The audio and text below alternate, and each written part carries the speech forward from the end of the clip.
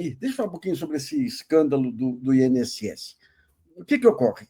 Você tinha um esquema automático lá que os aposentados ligados a alguma associação, sindicato e tudo, podiam autorizar um desconto para esses sindicatos. Daí montaram um sistema que descontava de todo mundo. Parece que tinha 17 sindicatos envolvidos com isso. O presidente dos Correios foi indicado pelo Carlos Lupe, que é ligado aí ao sindicalismo e tudo, e daí se estoura um escândalo. Daí, quando você vai ver o Ministério de Gestão, por exemplo, eu estava dando uma olhada no portal, no site deles, tem um conjunto de medidas administrativas, legais, interessantes, além da informatização, tem as preocupações com o meio ambiente, com o desenvolvimento sustentável, com os direitos, com políticas de inclusão.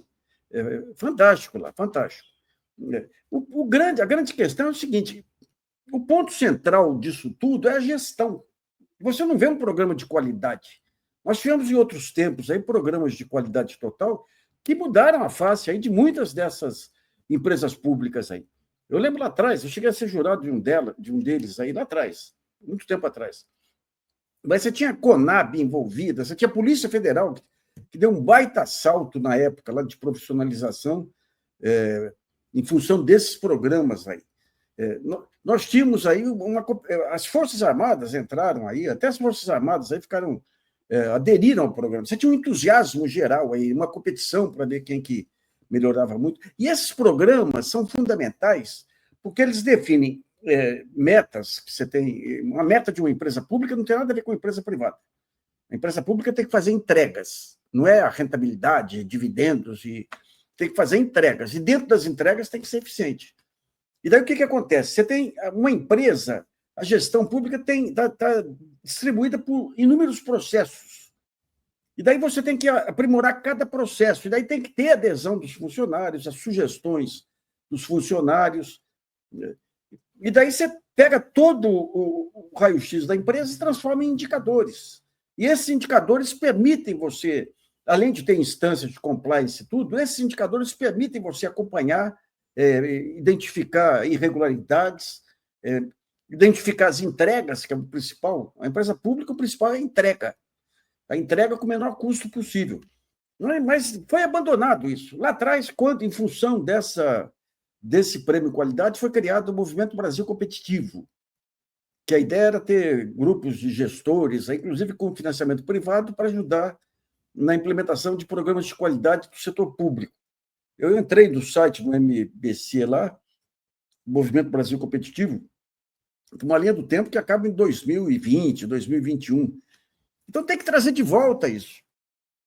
Gente, os programas de gestão na época, o avanço que deu no Brasil, grandes empresas, que nem a CEMIG, antes de cair nas mãos desse governador aí, a CEMIG lá atrás, estou falando dos anos 90, instituir programa de qualidade para todos os seus fornecedores.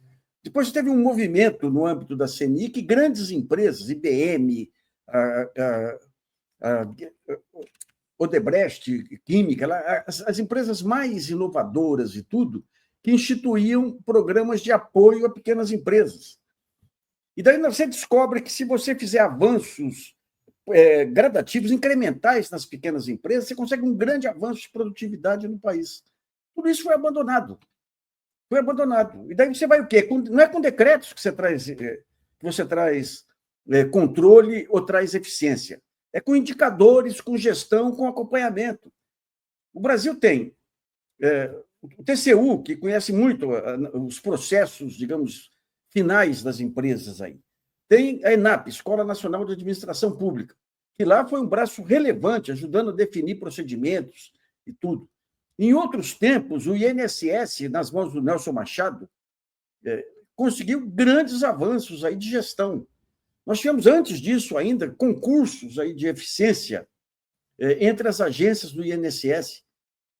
Então, digamos, você tem, por exemplo, o Ministério da Gestão lançou um programa muito louvável aí de dados abertos, estimulando os dados abertos para você definir indicadores, tudo. Esses dados abertos, algo tão ostensivo como esse golpe da Previdência, não podia ter passado em branco. Não podia ter passado em branco. Ué, você tinha já tempos aí aposentados reclamando o desconto, você tinha indicadores aí do aumento desses descontos que dobraram aí de um ano para o outro. Então, essa questão da gestão passa a ser um ponto central na definição de políticas públicas. A Esther Dweck, que é a ministra de Gestão e Inovação, tem avançado na questão da digitalização, que é um componente relevante, mas tem que trazer pessoas de gestão. Ela é uma bela economista, conhece processo de planejamento, não conhece de gestão, tem que trazer pessoal de gestão. Traga o Gerdau, aí o Gerdau deve estar ainda em atividade, era a grande alma aí dos programas de qualidade que nós tivemos nos anos 90, o Falcone. Depois o Falcone virou um mero contador de custos aí para 3G. Né? Mas tem que reativar esse espírito.